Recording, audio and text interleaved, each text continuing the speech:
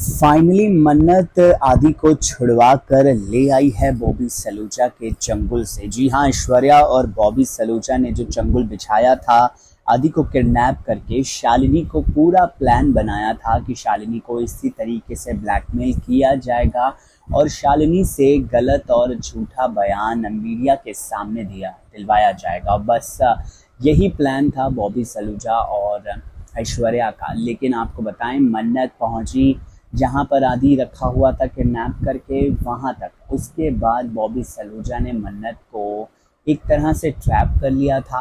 अब ऐसा लग रहा था कि यहाँ से मन्नत के लिए आदि को ले जा पाना काफ़ी ज़्यादा नामुमकिन है, काफ़ी मुश्किल है। लेकिन मन्नत वो चीज़ ही नहीं करती जो आसान है, मन्नत वही रास्ता अपनाती हैं जो काफ़ी मुश्किल है। मन्नत ने वही धूल झोंक दी आंखों में बॉबी सलूजा के। मसाला यानी कि जो पेपर स्प्रे है वो कर दिया स्प्रे बॉबी सलूजा के चेहरे पर, जिससे उनकी आंख में वो चला गया और वो बिल्कुल देख नहीं पाए। और वहाँ से रफू चक्कर हो गई आदि को लेकर। मन्नत आदि को लेकर ऑटो रिक्शा में बैठ गई। उसके बाद उन्होंने शालिनी से भी बात की और कहा कि आदि मेरे पास आ गया है, सेफ है, इसीलिए उन्हें बिल्कुल भी डरने की ज़रूरत नहीं है।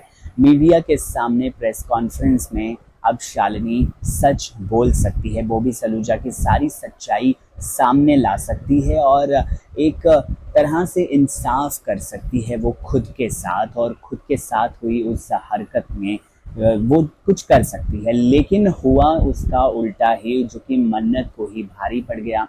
आपको बता दें, मन्नत को इतना बड़ा धोखा और इतना बड़ा विश्वासघात मिला शालिनी के हाथों। जब मन्नत पहुंची आदि को लेकर प्रेस कॉन्फ्रेंस में, और वहां पर आदि से मिली भी हैं शालिनी, लेकिन उसके बावजूद प्रेस कॉन्फ्रेंस में शालिनी ने बोला कि सलूजा परिवार पर लगे सारे आरोप झूठे हैं और वो बिल्कुल बेगुनाह हैं, बेकसूर हैं। अब ये बात सुनकर मन्नत के पैरों तले ज़मीन खिसक गई। मन्नत को समझ ही नहीं आया कि शालिनी ऐसा आखिर क्यों कह रही है।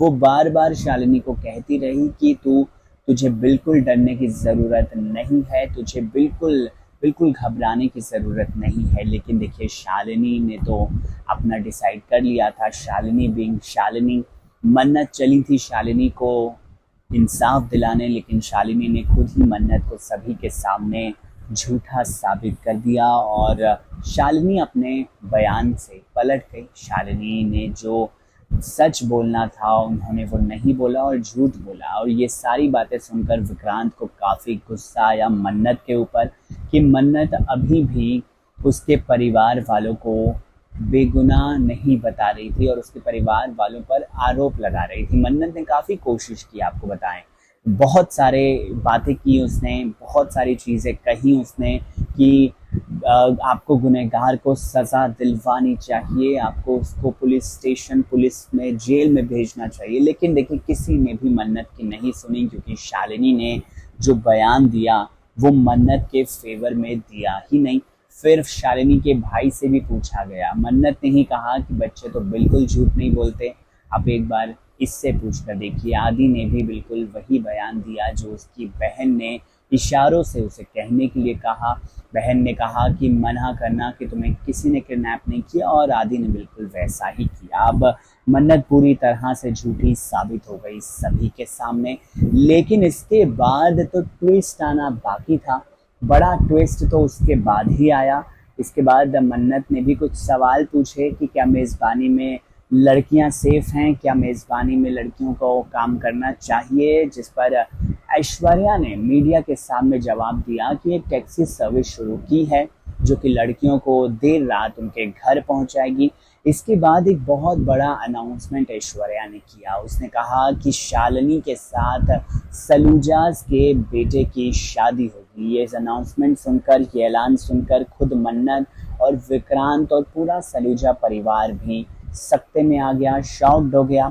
उसके बाद पुनीत सलूजा यानी कि बॉबी सलूजा के ही बेटे के साथ ऐश्वर्या ने ऐलान कर दिया कि शालिनी की शादी होगी। ये बात सुनकर वहां मौजूद सभी लोग काफ़ी ज़्यादा हैरान हो गए। अब क्या सच में शालिनी और पुनीत सलूजा की शादी होगी, ये देखना बड़ा ही दिलचस्प होगा। इस वीडियो को लेकर क्या है आपकी राय, कमेंट सेक्शन में ज़रूर बताइए।